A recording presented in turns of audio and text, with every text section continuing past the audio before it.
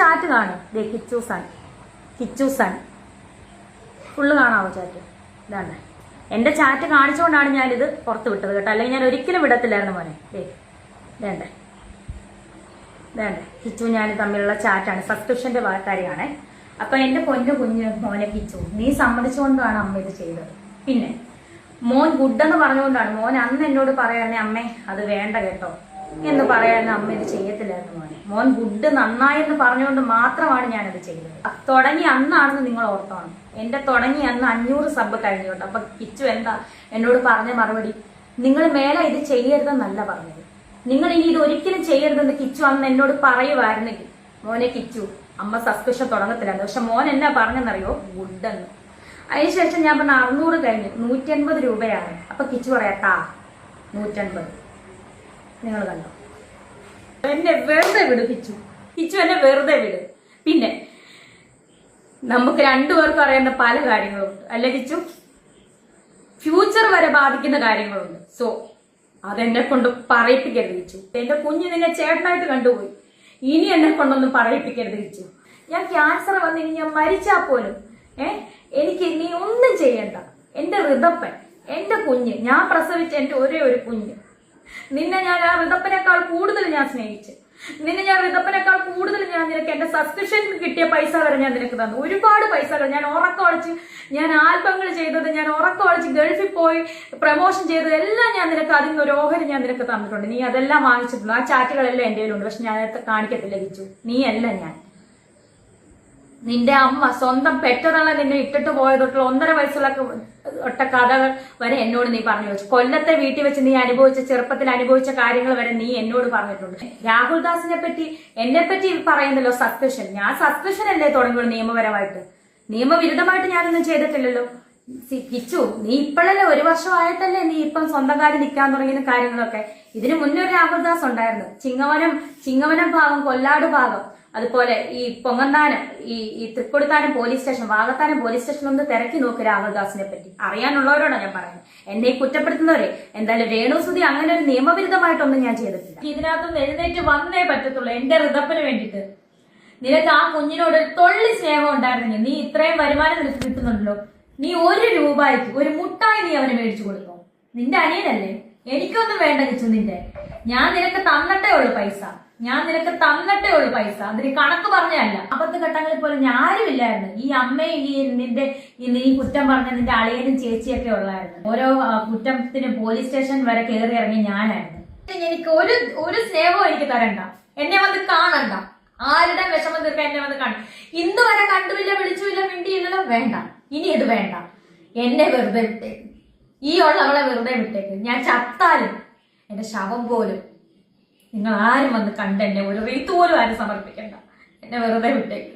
എന്റെ കൊച്ചിന് വേണ്ടിട്ട് എന്നെ വെറുതെ വിട്ടേക്ക്. ഹലോ, നമസ്കാരം. Welcome back to my YouTube channel. രേണുസുതിയാണ്. ഇങ്ങനെ ഒരു വീഡിയോ ഞാൻ എടുക്കണ്ട എന്ന് ഓർത്തിരിക്കുമായിരുന്നു. അതായത് ഞാനിപ്പം വയ്യാണ്ട് കിടക്കുമായിരുന്നു. അപ്പോഴാണ് എൻ്റെ വീട്ടുകാർ തന്നെ എൻ്റെ ഒരു വീഡിയോ ശ്രദ്ധയിൽപ്പെടുത്തിയത്. വേറെ ആരുടെയല്ല, കിച്ചു എന്നല്ല യഥാർത്ഥ പേര്, രാഹുൽ ദാസ്. കിച്ചു എന്ന് അവൻ്റെ അച്ഛനും വീട്ടുകാരൊക്കെ ഇട്ട പേരാണ്. ഇപ്പോഴത്തെ പുതിയ വിഷയം, ഞാൻ 1 മാസമായി ക്യാൻസർ ബാധിതയായിട്ട്. അതായത് എല്ലാവരും അറിഞ്ഞിട്ട്, ക്യാൻസർ ആണെന്ന് അറിഞ്ഞിട്ട് ചികിത്സ തുടങ്ങിയിട്ട് ഞാൻ കിടപ്പാണ്. നിങ്ങൾക്കറിയാം, ഞാൻ ഈ ഐസിയുലൊക്കെ ആയിരുന്നു, വന്നാൽ വയ്യാതെ കിടന്നു. 1 മാസമായിട്ട് എനിക്ക് സബ്സ്ക്രിപ്ഷനോ ഒന്നുമില്ല. നിങ്ങൾക്ക് എല്ലാവർക്കും അറിയാം. എന്നെ കുറ്റപ്പെടുത്തിയവർ പോലും അവർ ക്ഷമ ചോദിച്ചുകൊണ്ടിരിക്കുന്ന സമയം. കാരണം ക്യാൻസർ എന്ന് പറയുന്ന രോഗം അങ്ങനെയാണ്. അപ്പം ആ സമയത്ത് ഇത്രയും നാളുമായിട്ട് മിണ്ടാതിരുന്ന കിച്ചു എന്ന രാഹുൽ ഇപ്പൊ ഒരു വീഡിയോ ആയിട്ട് മുന്നോട്ട് ഇറങ്ങിയിരിക്കുന്നു. സബ്സ്ക്രിപ്ഷൻ കൊണ്ടാണ് അമ്മയെ വെറുത്തന്നോ എന്നൊക്കെ പറഞ്ഞു. ഞാനൊരു കാര്യം പറയട്ടെ. ഞാൻ എന്റെ ജീവിതത്തിൽ എന്ത് തുടങ്ങിയാലും, കിച്ചുവിനെ പരിചയപ്പെട്ടതിനെ തുടർന്ന്, സുചേട്ടൻ മരിച്ചതിനെ തുടർന്ന് എന്ത് തുടങ്ങിയാലും ഞാനത് കിച്ചുവിനെ അറിയിച്ചുകൊണ്ടാണ് ഞാൻ ചെയ്യുന്നത്. തെളിവുണ്ട് എൻ്റെ കയ്യിൽ, ഞാൻ നിങ്ങളെ കാണിക്കാം. കിച്ചു എന്തായാലും എന്റെ ചാറ്റ് പുറത്ത് വിട്ടല്ലോ. അപ്പൊ പിന്നെ എനിക്കും പറയണമല്ലോ, പറയേണ്ട കാര്യങ്ങൾ എനിക്കും പറയണം. ഞാൻ കിച്ചുവിനോട് പറഞ്ഞ സബ്സ്ക്രിപ്ഷന്റെ ചാറ്റ് മാത്രമേ ഞാൻ കാണിക്കുന്നുള്ളൂ. കാരണം എന്നെ പറ്റി അതാണല്ലോ പറഞ്ഞത്. സബ്സ്ക്രിപ്ഷൻ ആണല്ലോ ഇപ്പം മെയിൻ പ്രശ്നമായിട്ട് ഇപ്പം പറഞ്ഞത്. അപ്പൊ ആ സബ്സ്ക്രിപ്ഷന്റെ ചാറ്റ് മാത്രം ഞാൻ കാണിക്കാം. ഓക്കെ, ഞാൻ കിച്ചുവിനോട് പറഞ്ഞു, ഞാൻ നിങ്ങളെ കാണിക്കാം. കിച്ചു സൺ, ഞാൻ സബ്സ്ക്രിപ്ഷൻ തുടങ്ങി. അപ്പൊ ഒരു സ്മൈലിയുടെ ചിഹ്നം ഇട്ടപ്പോ കിച്ചു ആഹാ അപ്പൊ ഞാൻ 500 സബ് കഴിഞ്ഞു കേട്ടോ. ആ തുടങ്ങി അന്നാണെന്ന് നിങ്ങൾ ഓർത്തോണം. എന്റെ തുടങ്ങി അന്ന് 500 സബ് കഴിഞ്ഞു കേട്ടോ. അപ്പൊ കിച്ചു എന്താ എന്നോട് പറഞ്ഞ മറുപടി, നിങ്ങൾ മേലെ ഇത് ചെയ്യരുതെന്നല്ല പറഞ്ഞത്, നിങ്ങൾ ഇനി ഇത് ഒരിക്കലും ചെയ്യരുതെന്ന് കിച്ചു അന്ന് എന്നോട് പറയുമായിരുന്നെങ്കിൽ മോനെ കിച്ചു അമ്മ സബ്സ്ക്രിപ്ഷൻ തുടങ്ങത്തില്ലായിരുന്നു. പക്ഷെ മോൻ എന്നാ പറഞ്ഞെന്നറിയോ, ഗുഡെന്ന്. അതിനുശേഷം ഞാൻ പറഞ്ഞ 600 കഴിഞ്ഞു, 180 രൂപയാണ്. അപ്പൊ കിച്ചു പറയാ 150. നിങ്ങൾ കണ്ടോ, നിങ്ങൾ കണ്ടോ ചാറ്റ് കണ്ടോ, നിങ്ങൾ ചാറ്റ് കാണും. ദേ കിച്ചു സൺ ഫുള്ള് കാണാവോ ചാറ്റ്? ഇതാണ് എന്റെ ചാറ്റ് കാണിച്ചുകൊണ്ടാണ് ഞാനിത് പുറത്ത് വിട്ടത് കേട്ടോ, അല്ലെങ്കിൽ ഞാൻ ഒരിക്കലും വിടത്തില്ലായിരുന്നു മോനെ. വേണ്ടേ കിച്ചു ഞാൻ തമ്മിലുള്ള ചാറ്റാണ്, സബ്സ്ക്രിപ്ഷന്റെ കാര്യമാണ്. അപ്പൊ എന്റെ പൊന്നു കുഞ്ഞു മോനെ കിച്ചു, നീ സമ്മതിച്ചുകൊണ്ടാണ് അമ്മ ഇത് ചെയ്തത്. പിന്നെ മോൻ ഗുഡെന്ന് പറഞ്ഞുകൊണ്ടാണ്, മോൻ അന്ന് എന്നോട് പറയായിരുന്നേ അമ്മേ അത് വേണ്ട കേട്ടോ എന്ന് പറയായിരുന്നു, അമ്മ ഇത് ചെയ്യത്തില്ലായിരുന്നു മോനെ. മോൻ ഗുഡ് നന്നായെന്ന് പറഞ്ഞുകൊണ്ട് മാത്രമാണ് ഞാനത് ചെയ്തത്. പിന്നെ നാക്കിന്റെ വീഡിയോ നിങ്ങൾക്കറിയാം, ലൈവ് വീഡിയോ വന്നപ്പം കിച്ചു എന്നോട് സംസാരിച്ചു. അപ്പോഴാണ് കിച്ചു എന്നോട് ഇത് സംസാരിക്കുന്നത്. അത്രയും നാളുമായിട്ട് കിച്ചു എന്നോട് ഇത് സംസാരിച്ചിട്ടില്ലായിരുന്നു. അങ്ങനെ സംസാരിച്ചപ്പം ഞാൻ എന്താ പറഞ്ഞത്, കിച്ചു എത്രയോ പേര് ഓരോന്ന് ചെയ്യുന്നു, അവർക്കൊന്നും ഇല്ലാത്ത പ്രശ്നമാണോ നിനക്ക് പൈസ കിട്ടുന്നുണ്ടല്ലോ കിച്ചു, 2.5 ലക്ഷം രൂപ കിട്ടുന്നുണ്ടല്ലോ, അന്നത്തെ കാര്യം കേട്ടോ, നിങ്ങൾക്ക് കിട്ടുന്നുണ്ടല്ലോ കിച്ചു. അതാണ് ഞാൻ ആ പറഞ്ഞ കാര്യം. അത് കിച്ചു പുറത്തു വിടേണ്ട കാര്യം ഉണ്ടായിരുന്നു. അതുകൊണ്ടല്ലേ അമ്മ ഈ ചാറ്റ് പുറത്തു വിട്ടത്. പിന്നെ കിച്ചു മോനെ, നിങ്ങൾ എന്നെ പറ്റി കുറ്റം പറയണ്ട. ഇനിയിപ്പോ ഒരുപാട് വ്ളോഗേഴ്സ്, പിന്നെ കിച്ചുവിനെ ഇപ്പം നിയന്ത്രിക്കുന്ന ഒരു സ്ത്രീ ഉണ്ടെന്ന് എനിക്കറിയാം. അവർക്കൊന്നും അറിയത്തില്ല. ഒന്നും അറിയാതെ എന്റെ മെക്കെട്ട് കയറാൻ വരരുത് ദേവിയത്, മനസ്സിലായല്ലോ? ഒന്നും അറിയാതെ എന്റെ മെക്കെട്ട് കയറാൻ നിങ്ങൾ ദേവിയത്. ഞാൻ ക്യാൻസർ രോഗിയാണ്. ഇനിയെങ്കിലും കിച്ചു, ഇനിയെങ്കിലും ഈ അമ്മേനെ വെറുതെ വരും. നീ എന്നെ നോക്കണ്ട, നീ എനിക്ക് ഗുണം ചെയ്യണ്ട, നീ എന്നെ അമ്മയെന്ന് വിളിക്കണ്ട, ദയവ് ചെയ്ത് ഒന്നും എന്നെ നീ വിളിക്കണ്ട. എനിക്ക് എന്നെ ദ്രോഹിക്കാതിരുന്നൂടെ നിനക്ക് ഇനിയെങ്കിലും. ഞാൻ ക്യാൻസർ വന്നിനി ഞാൻ മരിച്ചാൽ പോലും എനിക്ക് നീ ഒന്നും ചെയ്യണ്ട. എന്റെ ഋതപ്പൻ, എന്റെ കുഞ്ഞ്, ഞാൻ പ്രസവിച്ച എന്റെ ഒരേ ഒരു കുഞ്ഞ്, നിന്നെ ഞാൻ ആ ഋതപ്പനേക്കാൾ കൂടുതൽ ഞാൻ സ്നേഹിച്ചു. നിന്നെ ഞാൻ ഋതപ്പനേക്കാൾ കൂടുതൽ ഞാൻ നിനക്ക് എന്റെ സബ്സ്ക്രിപ്ഷൻ കിട്ടിയ പൈസ വരെ ഞാൻ നിനക്ക് തന്നു. ഒരുപാട് പൈസകൾ ഞാൻ ഉറക്കമടിച്ച്, ഞാൻ ആൽബങ്ങൾ ചെയ്തത്, ഞാൻ ഉറക്കമടിച്ച് ഗൾഫിൽ പോയി പ്രമോഷൻ ചെയ്തത് എല്ലാം ഞാൻ നിനക്ക് അതിൽ നിന്ന് ഒരു ഓഹരി ഞാൻ നിനക്ക് തന്നിട്ടുണ്ട്. നീ അതെല്ലാം വാങ്ങിച്ചിട്ടുണ്ട്. ആ ചാറ്റുകളെല്ലാം എന്റെ കയ്യിലുണ്ട്. പക്ഷെ ഞാൻ കാണിക്കത്തില്ല കിച്ചു. നീ അല്ല ഞാൻ. നിന്റെ അമ്മ സ്വന്തം പെറ്റതള്ള നിന്നെ ഇട്ടിട്ട് പോയതൊട്ടുള്ള 1.5 വയസ്സുള്ള ഒട്ട കഥകൾ വരെ എന്നോട് നീ പറഞ്ഞു വെച്ചു. കൊല്ലത്തെ വീട്ടിൽ വെച്ച് നീ ചെറുപ്പത്തിൽ അനുഭവിച്ച കാര്യങ്ങൾ വരെ നീ എന്നോട് പറഞ്ഞിട്ടുണ്ട്. ഞാൻ അതൊന്നും ചെറുപ്പത്തിൽ അനുഭവിച്ച കാര്യങ്ങൾ വരെ നീ എന്നോട് പറഞ്ഞിട്ടുണ്ട്. ഞാൻ അതൊന്നും പുറത്തു വിടുന്നില്ല കിച്ചു. ഞാൻ അങ്ങനത്തെ ഒരു അമ്മയല്ല, ഞാൻ അങ്ങനത്തെ ഒരു സ്ത്രീ അല്ല. ഇനിയെങ്കിലും എന്നെ വെറുതെ വിടുക. ഞാൻ ക്യാൻസർ രോഗമായിട്ട് ഞാൻ മല്ലിടുവാണ്. എനിക്ക് എന്റെ ഹൃദയത്തിന് വേണ്ടിയിട്ട് ജീവിച്ചേ പറ്റത്തുള്ളൂ. എന്നെ വെറുതെ വിട് കിച്ചു. എന്നെ വെറുതെ വിട്. പിന്നെ നമുക്ക് രണ്ടുപേർക്കും അറിയുന്ന പല കാര്യങ്ങളുണ്ട് അല്ലെ കിച്ചു?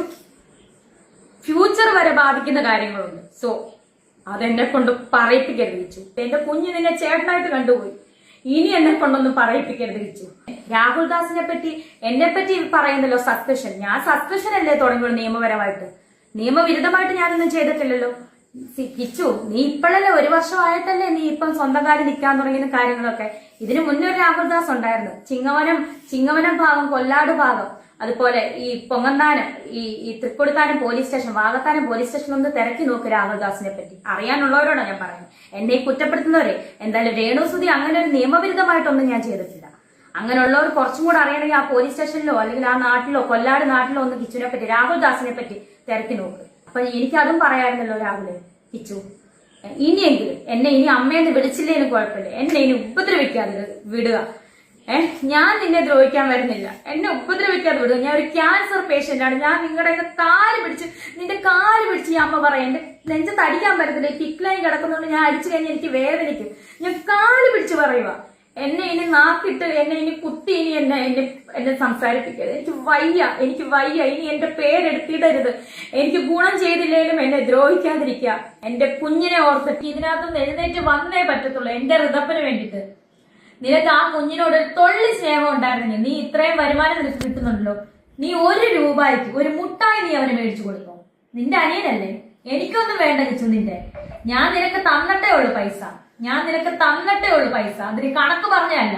അമ്മയ്ക്ക് പറയാണ്ട് ഒരുപാട് കാര്യങ്ങൾ, തെളിവ് സഹിതം കാര്യങ്ങളൊക്കെ. ഇപ്പൊ മോൻ സ്നേഹം കാര്യങ്ങളും ഒക്കെ ആയിട്ട് അച്ഛന്റെ കാര്യങ്ങളൊക്കെ പറഞ്ഞ് മോഷണം കാര്യങ്ങളൊക്കെ ആവുന്നുണ്ട്. പല ആളുകൾ മോന്റെ വോയിസ് റെക്കോർഡും കാര്യങ്ങളും ഇപ്പോഴും നമ്മുടെ അളിയന്റെ ഫോണിനകത്ത് ഇപ്പോഴും കിടപ്പുണ്ട്, പഴയ റെക്കോർഡുകൾ, അച്ഛന്റെ മോന്റെ സംഭാഷണങ്ങളൊക്കെ. മോൻ ഈ കാണിച്ച അമ്മയുടെ ചാറ്റ് പുറത്തു വിട്ട പോലത്തെ അങ്ങനത്തെ ഒരു മനസ്സുള്ളവരാണ് ഞങ്ങളൊക്കെ. അതും പുറത്തു വിടത്തില്ല മോനെ, ഞങ്ങൾ ഇതൊന്നും ചെയ്യുന്നില്ലല്ലോ. എന്നിട്ട് ഇനിയെങ്കിലും എന്നെ വെറുതെ വിടാൻ മേലെ, ഞാനൊരു ക്യാൻസർ പേഷ്യന്റ് അല്ലേ, ഇനിയെങ്കിലും എന്നെ ഒന്ന് വെറുതെ വിടാൻ മേലെ. 11 വയസ്സിലെ സുധിച്ചേട്ടൻ അന്ന് ശ്വാസിൽ വെച്ച് എന്നെ ഏൽപ്പിച്ചപ്പം ആരുമില്ലായിരുന്നു മോനൊരു പ്രാവശ്യം അച്ഛനോട് വഴക്ക് പിടിച്ച് കൊല്ലത്ത് പോട്ടെ എന്ന് പറഞ്ഞ് ഫോൺ വിളിച്ച് ഓർക്കുന്നുണ്ടോ?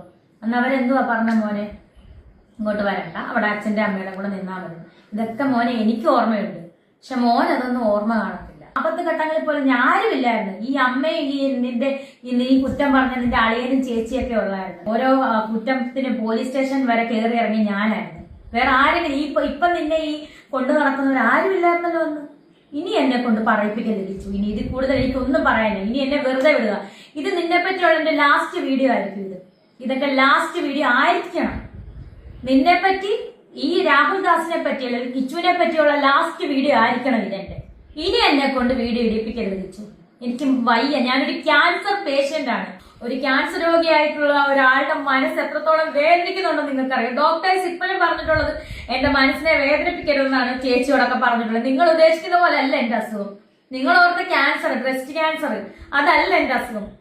നിങ്ങൾക്ക് എന്റെ സ്റ്റേജും കാര്യങ്ങളും ഒന്നും അറിയത്തില്ല. ഡോക്ടേഴ്സ് എത്ര ശതമാനമാണ് എന്നെ രക്ഷിച്ചെടുക്കാന്നുള്ള ചാൻസ് പോലും നിങ്ങൾക്ക് ആർക്കും അറിയത്തില്ല. അറിയാതാണ് നിങ്ങൾ ഈ സോഷ്യൽ മീഡിയയിൽ കിടന്ന് എന്നെ കുറ്റപ്പെടുത്തുന്നത്. ഞാൻ ഇത്രയും പറയത്തില്ല, ഞാൻ ഇവിടെ കിടക്കുമായിരുന്നു, ഇത്രയും ഞാൻ പറയത്തില്ലായിരുന്നു. പക്ഷെ നിങ്ങൾ എന്നെ കൊണ്ട്, കിച്ചു എന്നെ കൊണ്ട് ഇത് പറയിപ്പിച്ചു. ഇനിയും ഇത് കിച്ചുവിനെ പറ്റിയുള്ള എന്റെ ലാസ്റ്റ് വീഡിയോ ആയിരിക്കണം. നീ എനിക്ക് ഒരു സ്നേഹവും എനിക്ക് തരണ്ട, എന്നെ വന്ന് കാണണ്ട, ആരുടെ വിഷമം തീർക്കാൻ എന്നെ വന്ന് കാണും. ഇന്ന് വരെ കണ്ടുമില്ല, വിളിച്ചുമില്ല, മിണ്ടിയില്ലല്ലോ, വേണ്ട. ഇനി ഇത് വേണ്ട. എന്നെ വെറുതെ വിട്ടേക്ക്, ഈ ഉള്ളവളെ വെറുതെ വിട്ടേക്ക്. ഞാൻ ചത്താലും എന്റെ ശവം പോലും നിങ്ങൾ ആരും വന്ന് കണ്ട് എന്നെ ഒരു റീത്ത് പോലും ആരും സമർപ്പിക്കണ്ട. എന്നെ വെറുതെ വിട്ടേക്ക്, എന്നെ വെറുതെ വിട്ടേക്ക്. എന്റെ കൊച്ചിന് വേണ്ടിട്ട് എന്നെ വെറുതെ വിട്ടേക്ക്.